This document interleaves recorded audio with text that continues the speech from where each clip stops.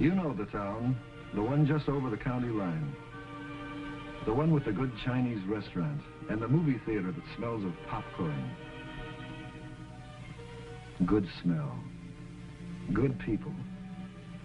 My stake in the town, a business, a building. That is when I finish paying off the mortgage in 15 years. I assume I'll be around in 15 years. That's something you have to assume, or else there's no point in assuming.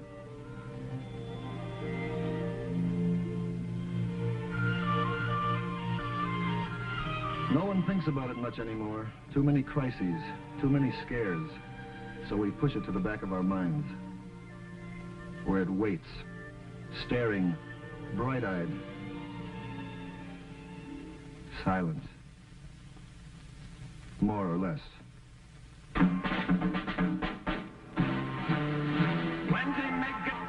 Number of family fallout shelters planned or begun in our town in the last 2 years, 189.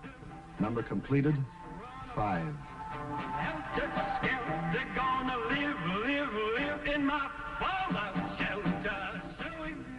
Some say it was apathy, indifference. Others say it was all that talk about standing at the door of your home shelter with a gun and shooting your neighbor down if he tried to get in. That didn't sit well with our people. But the coming of the National Shelter Survey and the idea of finding community shelter for everyone seemed to put the matter in a brand new light. Schools, hospitals, commercial buildings, apartment houses. 168 potential community shelters which could accommodate our entire population, plus any additional shoppers or workers who might be in the area during an attack.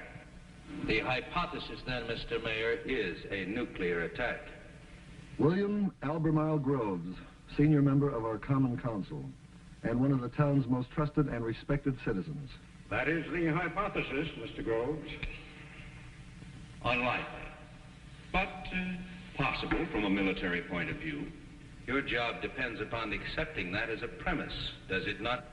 Dennis J. Allen, our Civil Defense Director. Shall we continue, gentlemen? By all means. The use of private structures will, of course, be up to the individual owners. But people like School Trustee McCardle have allowed the government to survey their buildings, to mark them as shelters, and to stock them with essential supplies. Well, don't make a hero out of me, Mr. Mayor. I was opposed to the idea at first, but the people in my building wanted a shelter, and I wanted to make them happy. It was just good business. Well, underneath it all, people like to know that there's somewhere to go if it happens. A bank, a store basement, a school.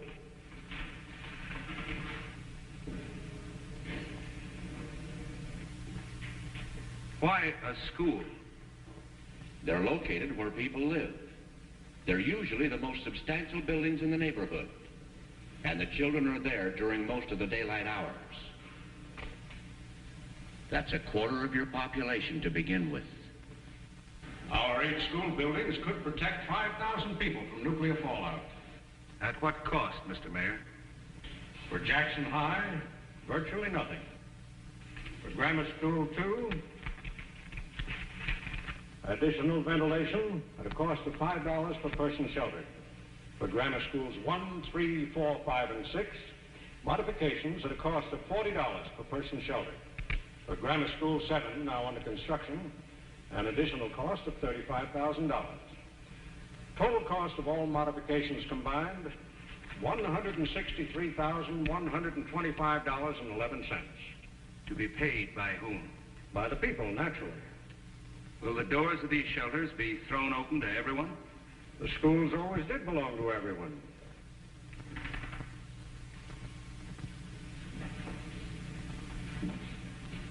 Who's to pay for supplies for these shelters? All stocked by the federal government. Food, water, medicine, radiation measuring instruments. Yes. Who guards these supplies against vandalism? Who administers the shelters, conducts shelter drills, trains the people in medical aid and in the use of these radiological gadgets? Well, those things can be worked out. Or dropped entirely, Mr. Mayor. Not only is this not a matter for the schools, but in times like these, I can think of no more futile, negativistic approach than burrowing into the ground, and at these staggering costs.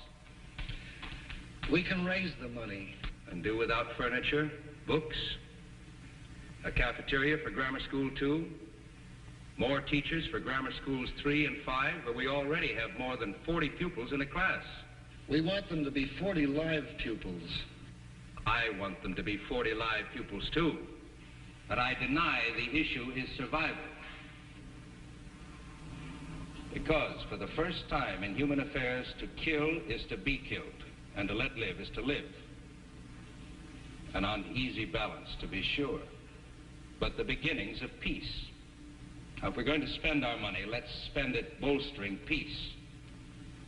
Best fallout protection we have. We all believe in working for peace, but that doesn't mean we can't take reasonable measures for defense.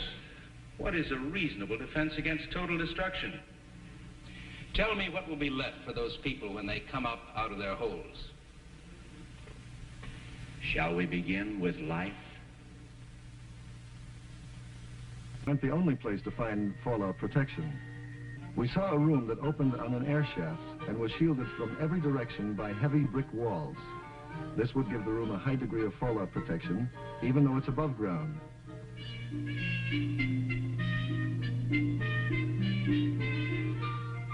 Rooms like this, and windowless rooms in the core of a building, can increase the shelter capacity quite a good deal. God grant they never have to be used.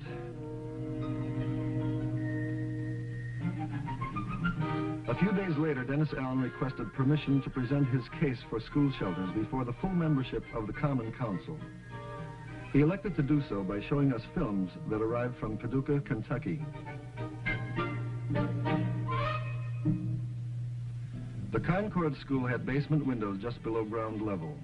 The windows had to be shielded. A local contractor donated cement blocks. The men of the town laid the blocks and shoveled earth between the blocks and the building foundation. Then flowers were planted along the new wall of defense. An independent power supply was installed for pumping water and providing lights. Eventually, the new shelter for 600 persons was stocked with a 2-week supply of food, which is maintained at all times. If Paducah could do that much by itself, why couldn't we do as well?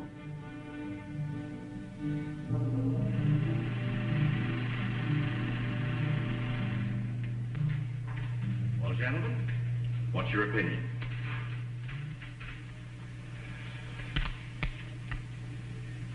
Gentlemen, I have a list here of some 370 items vitally needed by the public. It was quite a list. It not only covered our schools, but took in everything else needed by other departments of our city government. And it was obvious that, in his opinion, all these needs were more immediate and far more urgent than fallout protection. And so it went for 45 costly minutes before he moved that the council table the motion, put the proposal aside, at least for the time being, which in this case could mean forever. The count, 2-4, 3 against any immediate consideration of putting shelter in our schools. Dennis Allen does not give up easily. He persuaded Mr. Groves to accompany him to a model community shelter that had been set up in a neighboring county. A shelter that doubles as a meeting place for civic groups, proving that money for fallout shelters can also buy useful peacetime facilities. Allen also demonstrated the use of what Groves had called a radiological gadget, a dosimeter.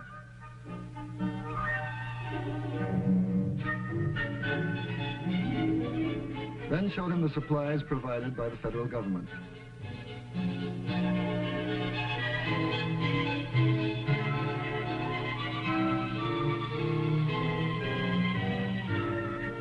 But if a change was forthcoming in Groves, the dent was still to be made.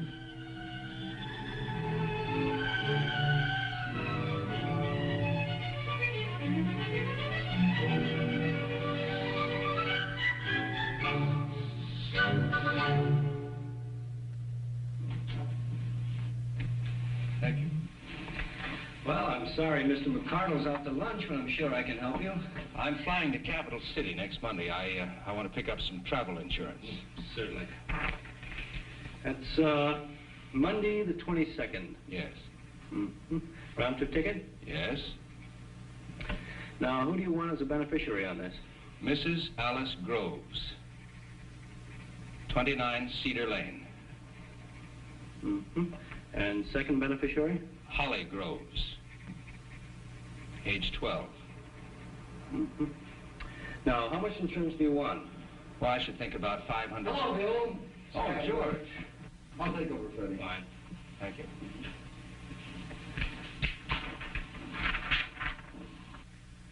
Travel insurance? Yes, Good policy. I'm sure it is.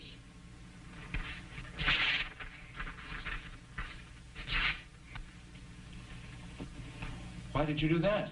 Simple. I don't want you to waste your money. But you said it was a good policy. Do you realize what your chances are of being killed in an airplane crash? No. About 1 in 350,000. Practically negligible. People are killed. People are, that's true. But chances are not you with odds like that.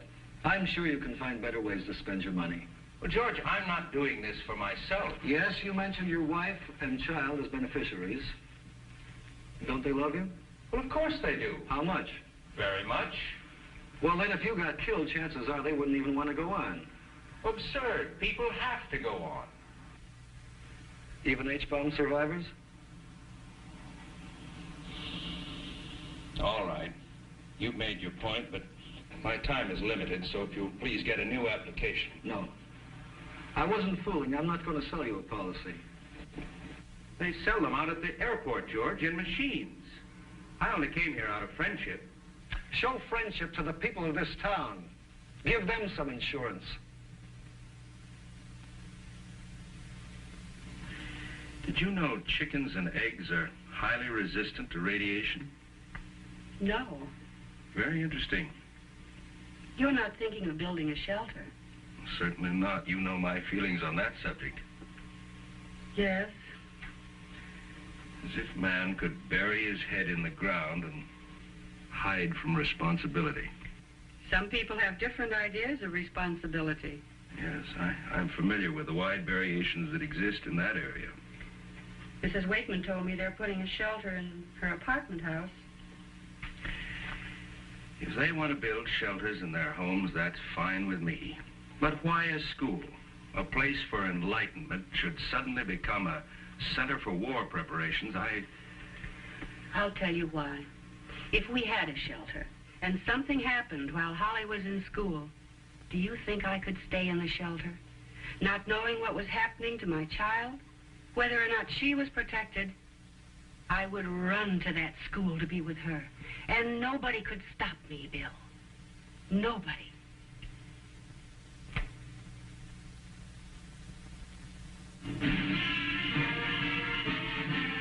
It was 2 weeks later, at a public meeting in Jackson High, that I saw Councilman Groves again. First item on the agenda was a plea for money for the high school band. After which Mr. Allen had permission to address the group on community shelters. As always, he included a definition of fallout. When a nuclear weapon explodes, many tons of vaporized earth are sucked up into the cloud, and there they become radioactive.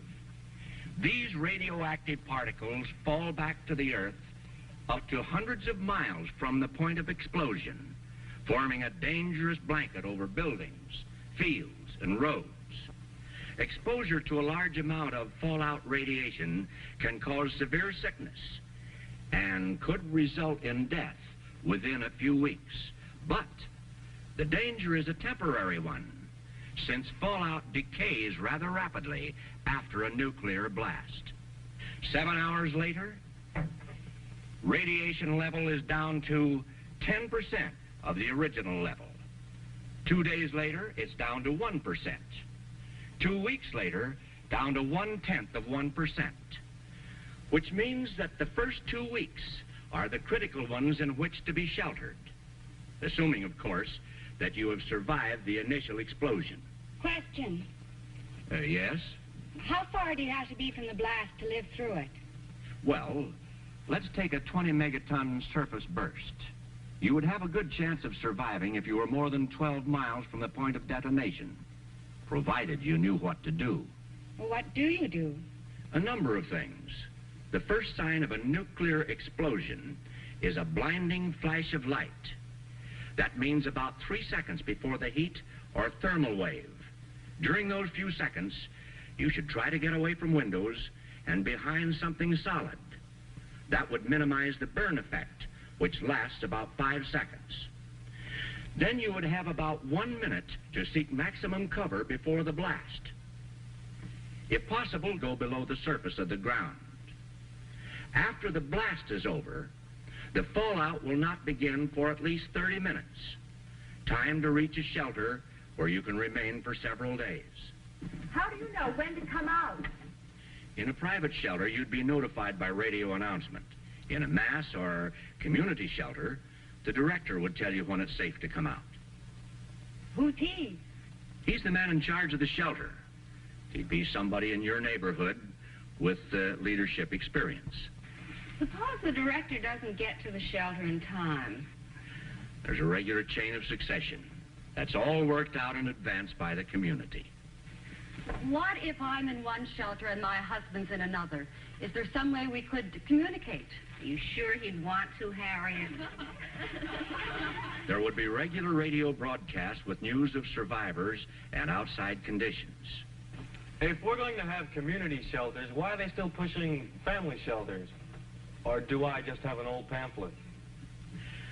The family shelters are still the best answer for people on farms or in other isolated areas. And if the people in the cities and towns want extra protection at home, we certainly don't discourage them. What happens when you come out of the shelter? Is there anything left outside? The fact that you've survived the initial blast will mean that a great deal remains outside. There'll be decontamination teams trained to clear necessary surface areas, such as stores where food supplies exist. Will the food be safe to eat? Most of it, yes. Canned foods and packaged foods are safe if the outside containers are washed. Fruits and vegetables can be eaten if they're washed and peeled. And meat that's been covered is fine if it hasn't been spoiled by lack of refrigeration. And can you drink the water outside? Water from most underground sources. Water that's been in pipes or tanks is fine. As for rivers and streams and lakes, normal flow and settling will get rid of most of the contamination within a few days. May I say a word, sir? Yes. I've been sitting here for 15 minutes listening to you, and I'm appalled that you would lull these people into a false sense of security. I wasn't aware of any lulling. Well, you gave me the impression that we would be safe in these so-called community shelters. Safe from fallout, yes.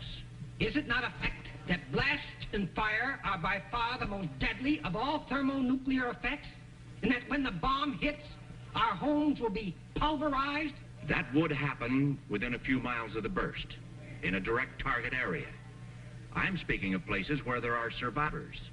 Do you mean to imply that we would not be a direct target area? I don't know whether we would or whether we wouldn't. Not a direct target area with our up-to-date chemical plant and our modern county airport only 2 miles away? I can tell you from reliable sources that the enemy wouldn't have enough weapons to hit every plant and every population center in the United States. And I say we're a prime target area, sir, and that nothing can save us. You're making a lot of assumptions, sir. I'd like to point out that... May I have your attention, please? Please, may I have your attention?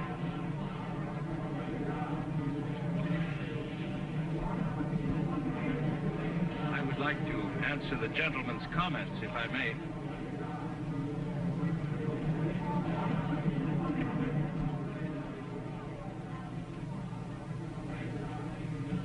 Sir, your remarks are familiar to me. I have thought them myself. I have felt them myself. The feeling of futility, of doom. And I have felt the opposite, too. The sureness that it could never happen. That it was much too horrible to happen. Then one day, realized that these two apparently opposite views had much in common. Both led to complete inaction. Both allowed me the leisure of doing nothing of my unique predicament as a 20th century man. I had faced two possibilities: world peace and world destruction. I was notably reluctant to face the third, the possibility of a nuclear war in which some will survive. The most difficult of all to face because it requires intense preparation, sacrifice, money, for a day we hope will never come. If it doesn't, and the world is spared, who will care how much these things have cost? If it comes, and we are ready, then whatever we have spent beforehand will be cheap. You might say a form of insurance. Ladies and gentlemen, I ask your assistance in financing the construction of shelters in our public schools.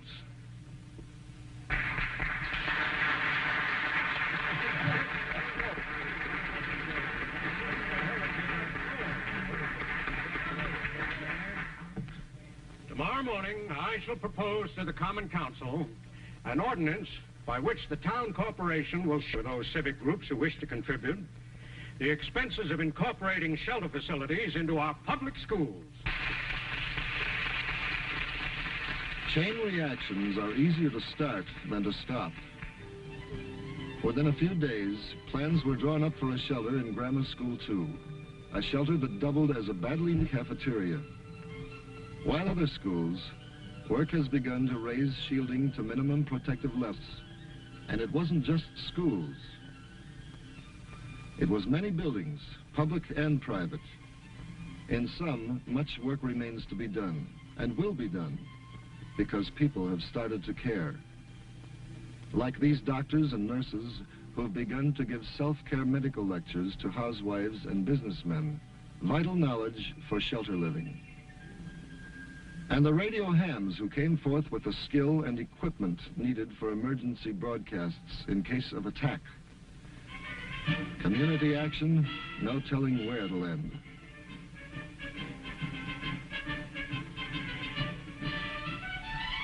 You know the town, the one just over the county line, the one with the good Chinese restaurant, and the movie theater that smells of popcorn. Come around and have some. We'll be here.